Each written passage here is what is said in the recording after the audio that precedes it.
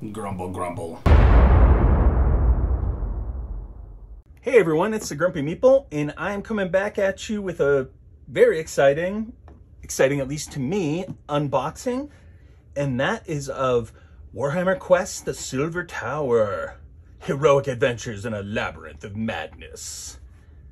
This is one of the few kind of lauded dungeon crawlers that I didn't already own up until very recently. I was into the hobby when this came out, but not quite into the build your own models and glue and such side of the hobby. The kind of more, you know, I don't want to say hardcore, but more hardcore than, you know, just unboxing Mice and Mystics and playing it. So I slept on this when it came out, and then it went out of print. And for a long time I thought, I don't really need it. I've got all these other dungeon crawlers. But of course, the lure of the dungeon called to me, and I decided that I not only need it, but I deserve it, by God.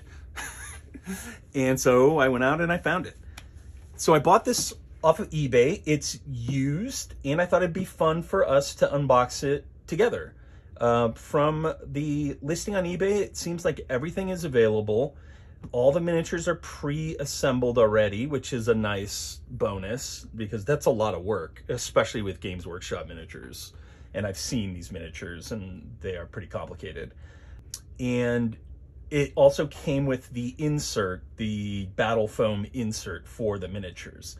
So I feel like I got a really good deal on it, and I figured we'd open it up together and see if I was right. So let's get to it.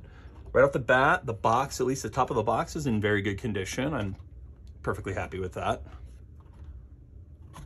No problem with that. And I am that guy who, if it wasn't in good condition, I would be super pissed. So rest assured that it is basically in mint condition. And here we go. So here's the battle foam insert, which contains all of the miniatures for the game, as well as it looks like the Destiny dice, I want to say these are, maybe. I'm not sure about that. And so I figure we'll just go through and pluck them out. So you can see it's all custom cut for the various creatures and heroes and such. And these are very delicate, so I'm going to have to be very careful removing them, but let's go through and take a look. All right. So right off the bat, this is the main big guy. I believe he's called the Gaunt Summoner. And right off the bat, I can see that the previous owner of this really took care when assembling the miniatures. A lot of times when you see these miniatures games that require assembly on eBay, you know, the bases will be just all screwed up. They just slap glue on there, and so they're shiny and uneven and whatever. And looking at this, this is perfect. This is exactly what I would have done. So I'm happy with that one. Let's see if the quality holds up. This is the Ogroid Thaumaturge, I think, and again, look at that base. It's pristine, basically. And wow, what a fucking rad miniature. Look at his hair. Holy shit. That is incredible. That is an awesome miniature. I couldn't be more excited about that. You do have to be careful with this stuff, with Games Workshop in particular. The way that they get that level of detail is by making miniatures that are very brittle, or they're just delicate. So it's easy to break pieces. Like, look at this. Look at her staff. Look at how thin that is. That could easily break off, but it is not broken. And again, she is perfectly glued. She, I don't know. It perfectly glued onto the base. And just a gorgeous miniature with absolutely insane detail. Moving on. You do want to be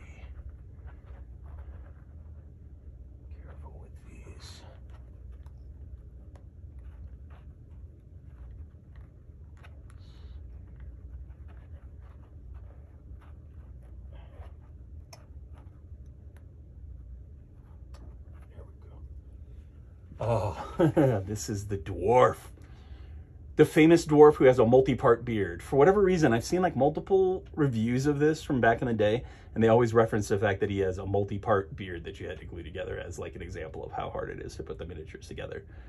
And again, look at the kind of feathering on his hair. That's incredible. If I paint these, which I probably will, I will definitely just do my basic paint job on them, and they will look freaking amazing because there is an insane amount of details on these miniatures, and they are just put together so well. This is the beauty of this, is that like I'm really finicky about this stuff. If these were shittily glued onto the bases, I would have to paint them before I played with them because I don't want to play with something that's half-assed. But these are perfect. There is it looks like the base is part of the model, not something that was glued on. And so this is ready to play out of the box, which is awesome. Okay, we got a miniature here. He's sticking a little bit. See, the trouble that you run into when you're pulling these miniatures out is that elements of them will stick to the foam, and so you have to really work them out carefully. Here is the, I think this guy's name is the Night Quester. Wow, look at that. Fuck, these miniatures are amazing. Somebody really took their time and put a lot of care into building these. Not to mention sculpting them in the first place. These are really cool. You see a lot of postings for Silver Tower on eBay that contain just everything but the miniatures, basically, and I can see why people wanted to get a hold of these for Age of Sigmar or whatever, because they are super, super fucking cool. This miniature, just even right now, I can tell it's just like loaded with the most insane detail. Wow. I don't know what that is, but like look at the dynamism, the dynamic pose just flying off of this rock, it looks like, and just like the detail, the braiding, the fucking scroll work on some of these, it's freaking amazing. Moving on.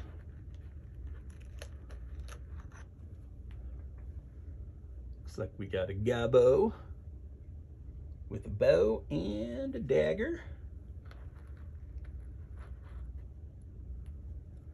We've got whatever the fuck this thing is. I have no idea what that is. I'll throw some pictures up as well so that you all can get super close up. It's one of the things that I'm doing now in my videos to mask my poor videography, if you haven't noticed and haven't appreciated. And if you haven't noticed and haven't appreciated it, then fuck you.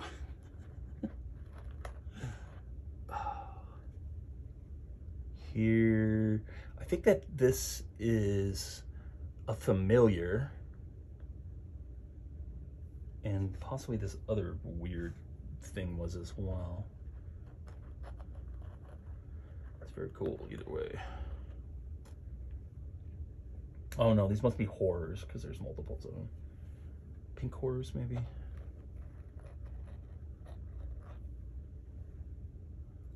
did go ahead and print off some. These are another type of horror, maybe blue horrors or red horrors.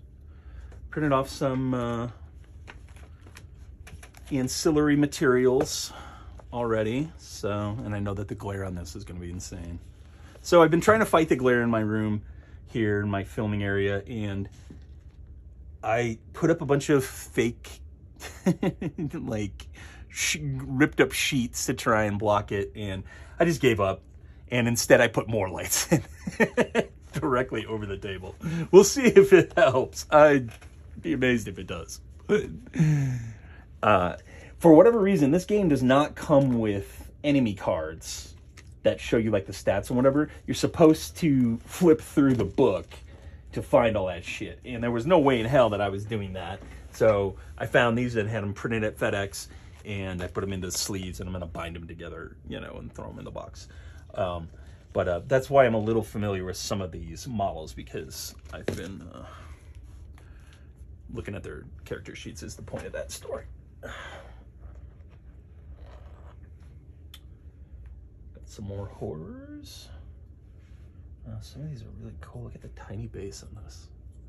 It's like maybe like the smallest base I've seen in a modern video game or board game. That's cool. Video game. Stupid. Ooh, and here's your gobos. More gobbo. Now I know that there are goblins with different weapons. I wonder if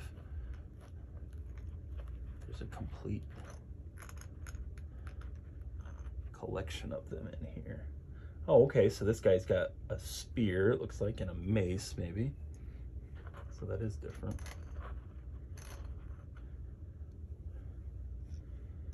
Sword and dagger, or maybe 2 daggers. Wow, these are really, really cool miniatures. I got this on a pretty solid deal too.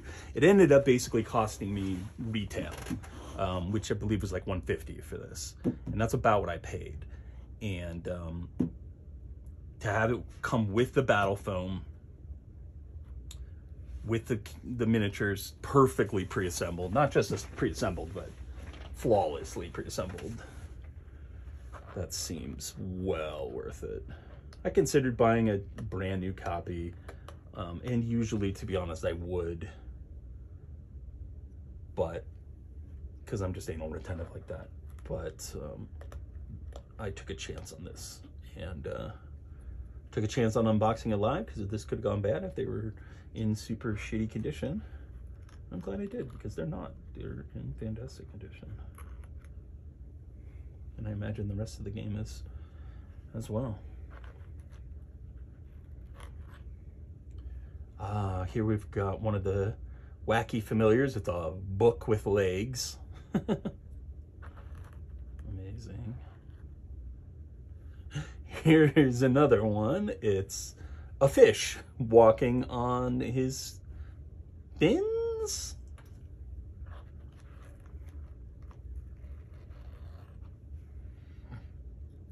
We've got another book with legs. So these can come out like randomly, and depending on how the dice fall. And again, I'm not a master of the rule set. I haven't really read it. But they come out kind of randomly and cause all sorts of problems. And it's like you have the ability to like capture them if you want to, and if you can, and it grants you a boon. Or if you let them run around, then they buff your enemies. So you got to do something with them. They're really cool, really weird looking models. There's another one of these little weird guys. Yeah, so the theme of this game is the Chaos God Tenzin, basically, which is the changer of ways, which is like shorthand for kind of chaotic chaos. So unlike Khorne, who's the blood god, who is all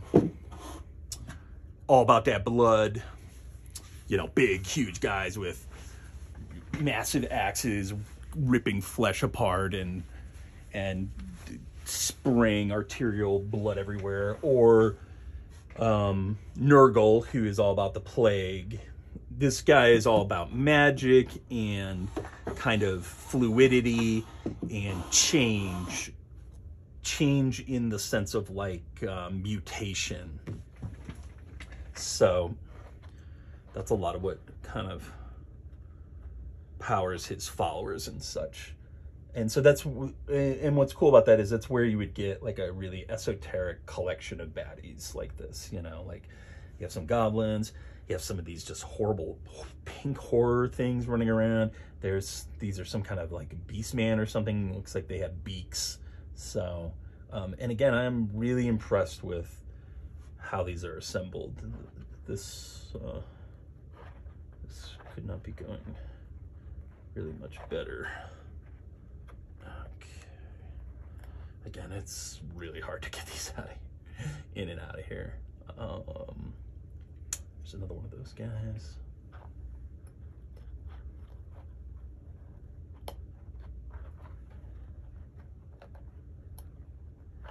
I don't know a whole lot about the Sigmar lore. I know a whole lot about 40k lore because I've read like 80, listened to 80 40k books on Audible. I am completely obsessed with Warhammer 40,000 lore.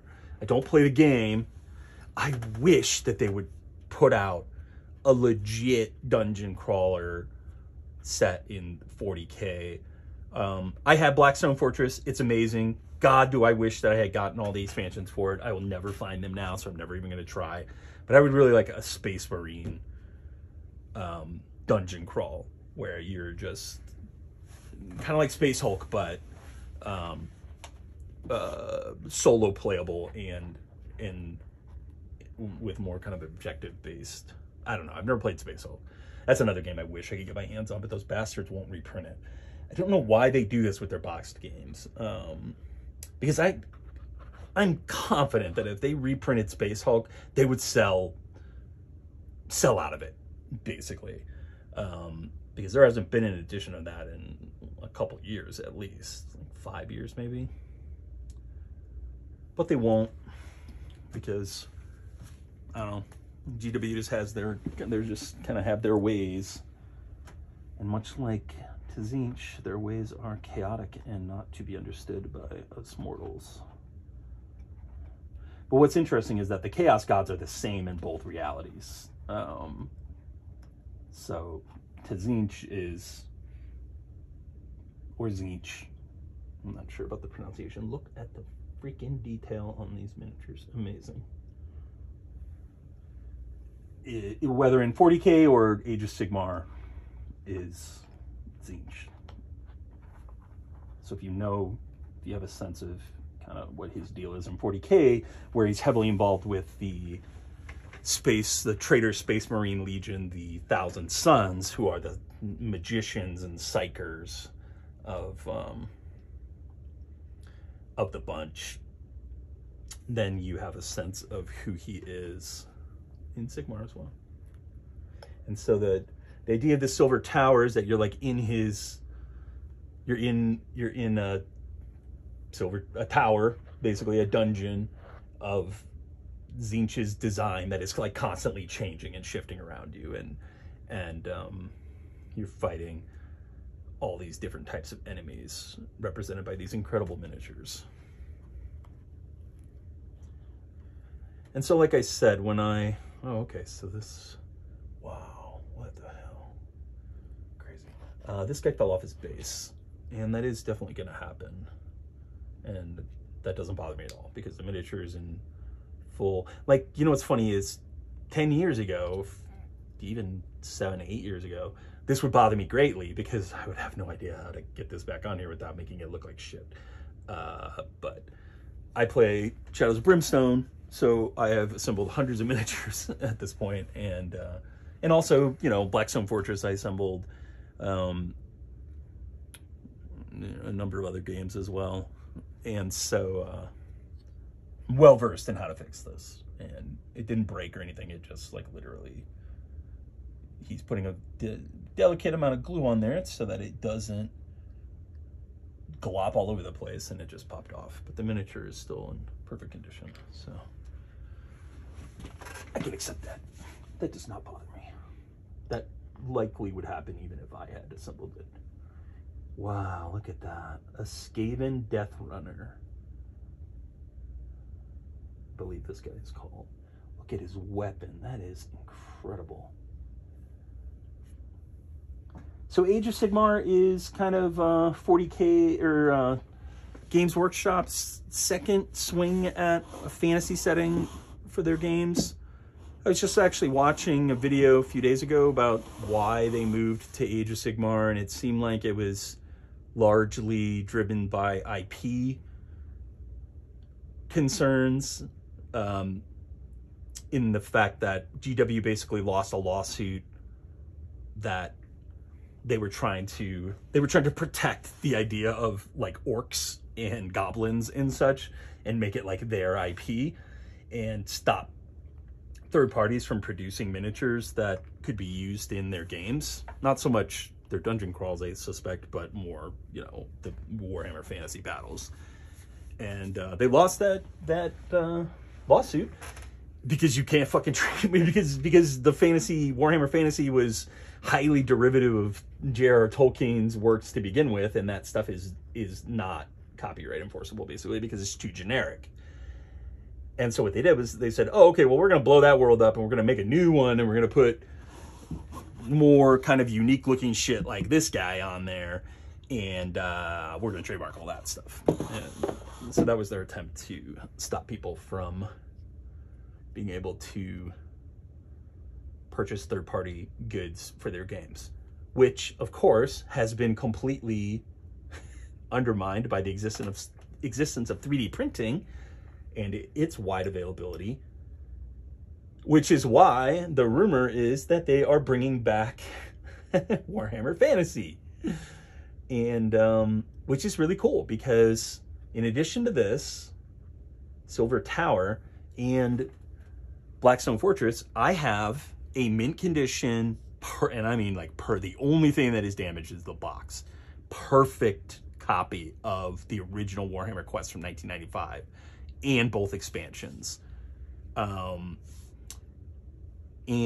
the rumor is that they're going to put out another fantasy Warhammer Quest, basically, which would be freaking amazing. Look at this guy. I don't know who this guy is, but just again, like, the quality of the miniature is amazing. And I'll do it. I was just going through my Warhammer Quest stuff this morning and thinking to myself, I should do an unboxing of this, because it's in such good condition. Like, it's almost unbelievable, because it is so ancient, and it was never like mass market like Hero Quest was. So, ooh, this guy doesn't want to come out. Oh, there we go. It's another one of these wacky guys. Okay, moving on. Uh-oh. So here we got a miniature, and again, he's perfect on his base, but it looks like his arm did pop off, which will take but a second to fix, basically. As it just goes like right there. Bloop. A little bit of super glue. Use super glue on these rather than the plastic cement that I use on the miniatures from Flying Frog. I believe you're supposed to use traditional super glue on these. And it looks like the same thing happened to this guy. I can see why. That's very, very delicate. But again, all the pieces are here and nothing is shattered, or it's just his arm fell off, and so you glue it back on. And you do it as many times as you have to. What's next here?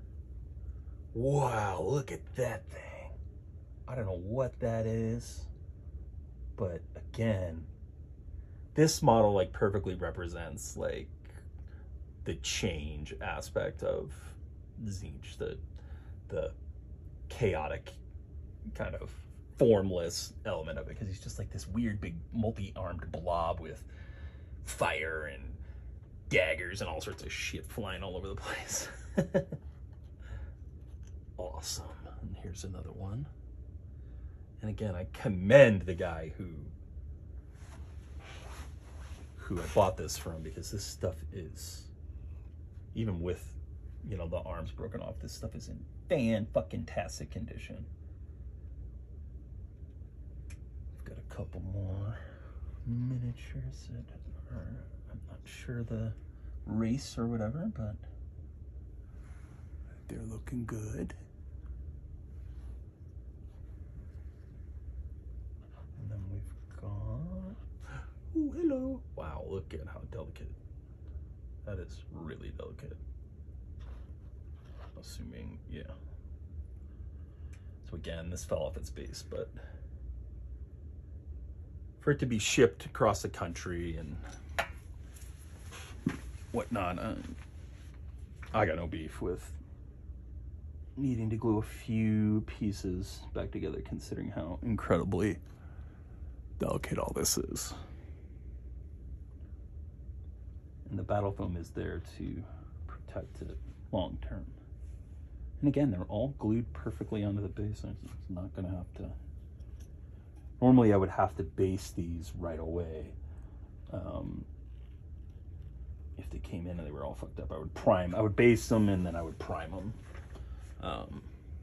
With this level of quality, I feel comfortable with just playing the game as it is. It's another crazy familiar looking guy. And the Griffhound. One of the characters that you can play as is like a pet class, and he has this Griffhound. I think he's like a healer, but he has the protector. And then we've got some classic random dice. Really don't need to pull all those out. They roll just like dice. So let's pop this out and see how everything else is looking. Starting with the rule book. Ah, yes. Again, no creases, no, you know, it's not all bent up or beat up. And again, you can see this is how you would have to play this previously. You would have to flip through the book to see the stats on your bad guys, which nobody wants to do. And this is something GW does consistently, is cheap out on this shit. And I cannot fathom why. They'll go through all the trouble of printing this game, putting all these miniatures into it, and then they don't give you cards for the bad guys, and so you have to fucking flip through that book. It seems just very, it's just very odd. What do we have here? Oh, these are... Oh, okay. So I've been seeing these advanced encounters in some of these sets where I was printing the cards, and I didn't know what they were. Now I see that they also have their stats in here. And then this looks like a couple of extra character classes. These must be from one of the... There were 2 expansions to this. Again, this is Games Workshop being incredibly cheesy and cheap. Because they put out an expansion called Mighty Heroes that has 4 miniatures that represent heroes and no cards. They don't even give you the cards for the fucking heroes because they're in here. Great, thanks, assholes. Because I would totally buy these new characters, except that it doesn't even come with the cards. And to track the cards down, you have to buy the hero card pack, which came with like, I don't know, like 25, 30 new hero classes that you could play as. Most of which were never, they were just trying to give you ways to use your Age of Sigmar models in the game, which I'm okay with. Again, most modern board game companies would put that in the box, or if it was a Kickstarter, it would be a stretch goal or maybe a slight add-on. But they didn't. They made it a separate thing. It's sold out now, impossible to find. And so we'll see how into this I get if I decide to try and track that down. But back to this copy, it's in great condition. It's just like, fuck you, GW, for not throwing in cards with this stuff. And this... Oh, okay. The guy must have printed this. These are little rule references. And again, and this looks like these are Esoteric Order of Games rule references. I'm not 100% sure, but the format is right for that. And so the previous owner printed these out, which is great. Because again, GW would never throw this in. They would never give you this, like a little one sheet, so that you could fucking play your game. They make you go through the rule book, and because they're trying to save 10 cents on paper, you know. Here we've got the hero cards. And even this, you know, like it's basically in flawless condition. I'm just going to sleeve it. I don't know, I'll do it right now. I've got these sitting off on the side. I'm assuming it's standard. Yep. Boop.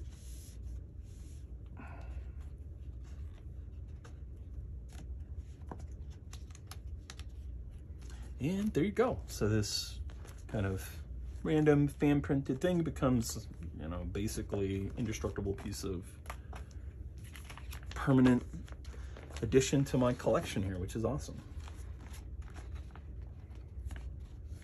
I have hundreds of these sleeves that I purchased many years ago. I just like bought 5 boxes of each type of sleeve. And so this stuff is just always ready to go when I'm putting a thing together. So I'll put a binder together for this game, and I'll stick these in there too, because these will fit in those sleeves as well. And then it just makes it easy to get all the documentation together. And it will also probably let me close the lid of the box if I get this stuff out of here, because it looked like the battle foam was kind of sitting up. So there you go. I take all this stuff and I just put it into a 3-ring binder, and that's it. So, you know, looking at just the art, I mean, look at this fucking art. Unbelievable. Give them credit where it's due. I mean, the art, the miniatures are staggering. It's just that they cheap out on all the board gamey stuff, basically.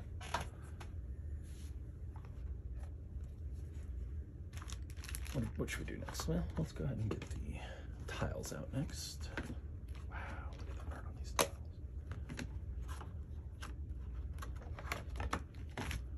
So we got some tokens and some dice. Don't really feel the need to go into those in too detail. We got some cards. We'll take a look at those in a minute. Not sure what that is. This is the Fate board or whatever, so it gives you a place to put your card decks. This game is pretty streamlined. There's not a whole lot going on here. You can see there are 2 decks of cards, basically, maybe 3.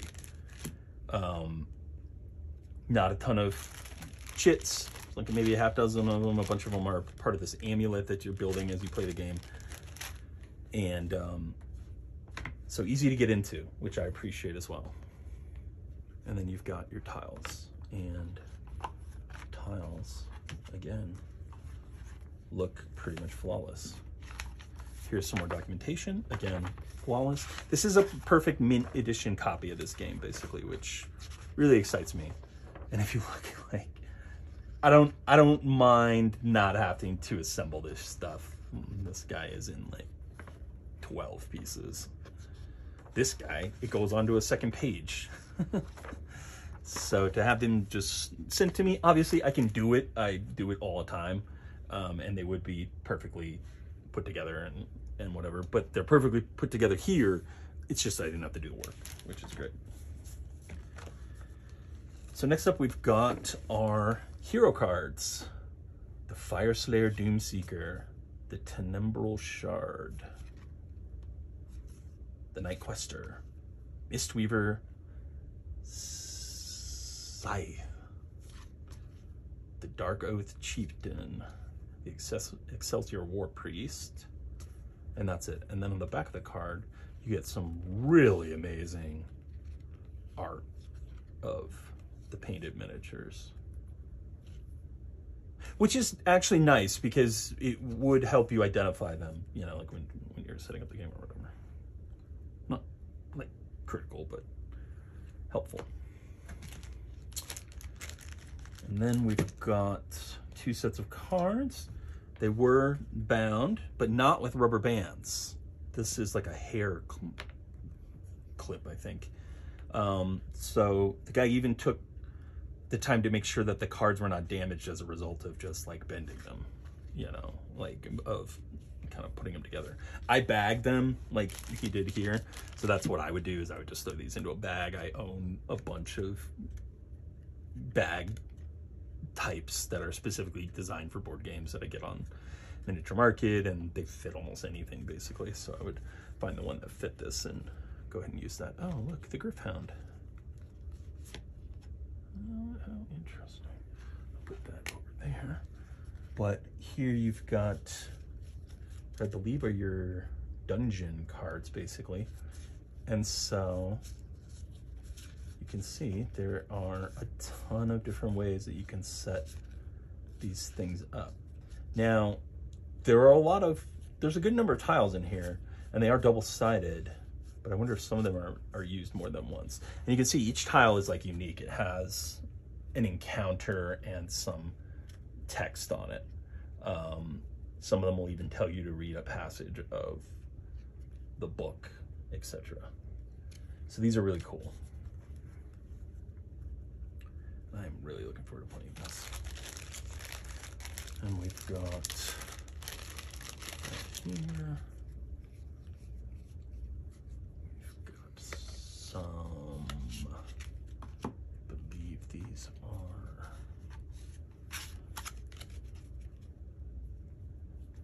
item cards. Very simple, no art on them really. Just kind of tells you what it does.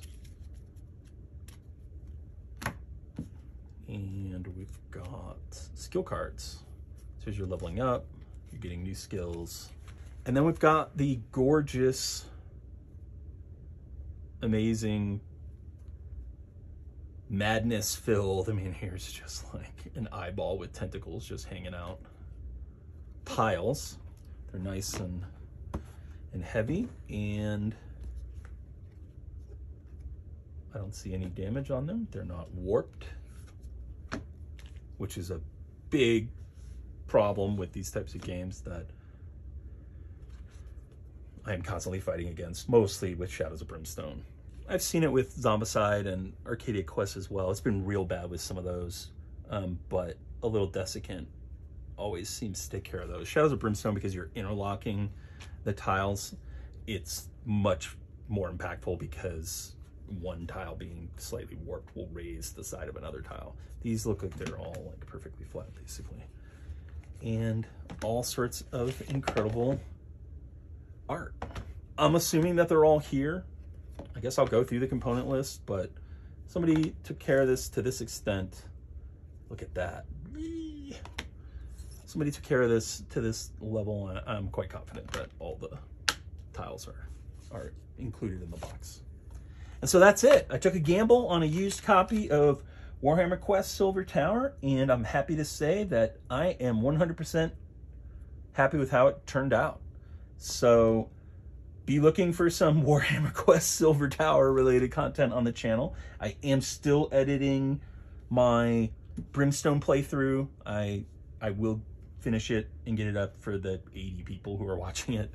But I'm definitely gonna be coming back with some Silver Tower coverage because this shit looks awesome.